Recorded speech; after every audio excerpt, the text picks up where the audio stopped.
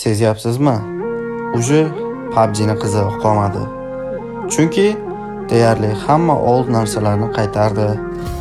Oldingidek Skull, Pachinki, George Pool va sosnovkalarga odam tushmayapti. Va yangi kelayotgan o'yinchilar deyarli hammasi krisa bo'lib chiqyapti. Va oldingidek donatorlar yokida zo'r o'yinchilar PUBG'ni tashlashyapti. Do'stim, endi bizga ham PUBG'ni tashlashimiz navbati kelganda, uje PUBG'ni endi yoshlarga qoldiramiz shekilli.